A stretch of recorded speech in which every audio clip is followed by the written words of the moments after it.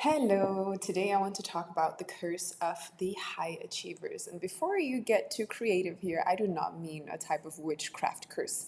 I mean a curse in terms of how we're programmed and how we're conditioned as we grow up. So, if we grow up in a very high achieving environment, what we will often see is that when we achieve something great for whatever level we're at, we come home from school and we got a good grade, and we come home and we show very proud to our parents or caretakers that we had this amazing achievement, and we get praise and we get attention and we get affection and we get celebrated. And then at some point, it's like our achievements need to grow, they need to expand. Just as we grow and we expand, we have to do more and we have to create more and we have to be more all the time in order for us to get this affection and celebration that we crave, which is a natural thing for human beings to want. Now, in high achieving environments, it's very common that it's only when we achieve high that we get that kind of positive attention. And if we achieve mediocre, it's like we get just like what was that? A sense of disapproval. And this is a conditioning that's really dangerous because when we grow up, we internalize that conditioning, which means that we no longer need the parents or the caretakers or the people in our support system to give us the disapproval because we've internalized it. We give ourselves this disapproval. So we have standards that we want to live up to, and those standards raise and raise and raise, and they increase and they expand, and we constantly need to do more and achieve better in order to feel good enough. And it is quite common for people to be like that. And this is not to say that you shouldn't raise your standards as you move. It's not to say that you shouldn't have high expectations of yourself, but that you shouldn't want or desire to achieve high. The problem becomes if you feel like you don't have value when you don't do anything. Like everything in nature, there needs to be a cycle of rest. There needs to be a cycle where we unwind and we do something else, something that doesn't need an outcome. We need something that isn't a box that is to be ticked. We need something where we can just sit down and enjoy, and it can be creative projects, it could be just lying down and watching TV, it could be relaxing and just not thinking about achieving, but simply just being. And the curse of the high achiever is that they don't know how to do that because there's the constant voice in the head that says, you need to be doing, you need to be doing, you should be doing. And if you're constantly in a space where you should be doing something more, you should be doing something greater, or you turn on this internal disapproval that goes in and tells you that something is wrong, you need to do more. That's when we burn out because we don't leave room for the rest. We don't leave room for just relaxing and doing nothing.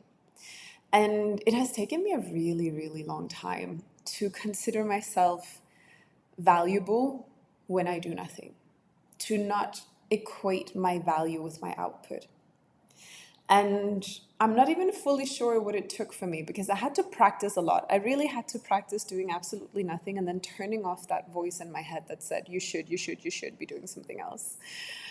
But also just finding value and changing the belief system. And in order to really fully embody change, I am personally convinced that we need to change our belief system for that to take full effect. Very often we operate at a bit of a surface level environment where we change our thoughts only, but we don't feel the change in who we are. We don't embody the thoughts. We don't embody the message that the thoughts is creating or creating. So I had to change a belief system that, okay, now it's gonna rain, so I'm gonna turn this video off very soon.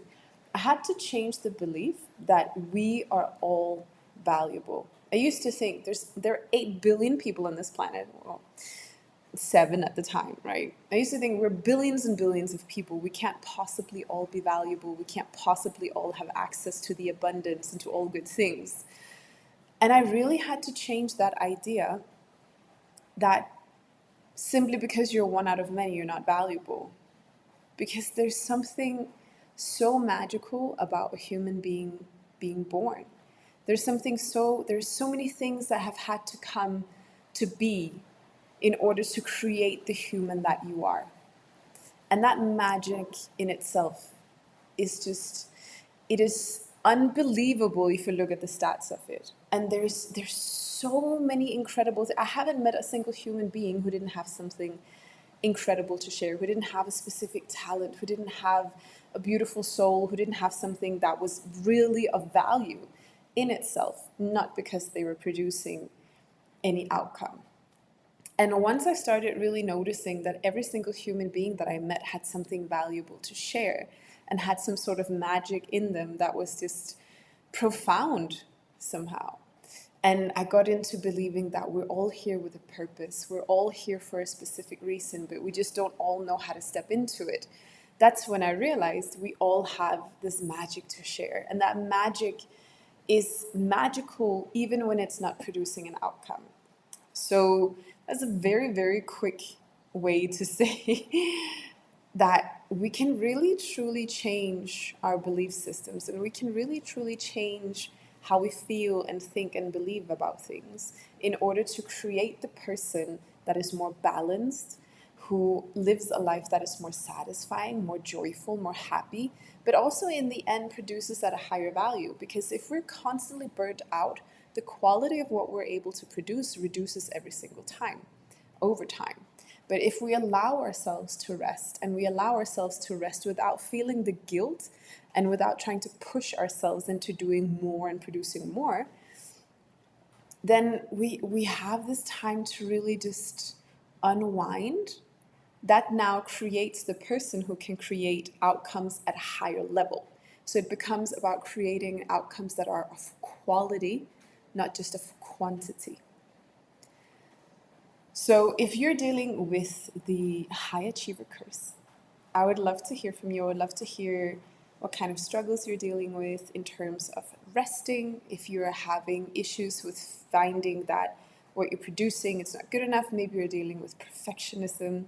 Maybe you're dealing with inability to rest and feel okay. Maybe you're dealing with the shoulds, that you should be doing a lot of things, that you should constantly produce and create in order to feel valuable. So I would love to hear your thoughts. And if you've dealt with this already, I would love to hear how you did that. Because for me, it was really about applying the embodiment, applying the thoughts, applying new belief systems, and then continuing that over a period of time, and really just forcing myself to do nothing and being okay with that. And even today, I can struggle sometimes. Like, I should not be doing this. I should be doing all of these other things. And that's when a good friend of mine would say, don't shoot on yourself. So I'm going to leave you with that. And Victoria, if you're here, you know who you are. I quote you all the time in this: don't shoot on yourself.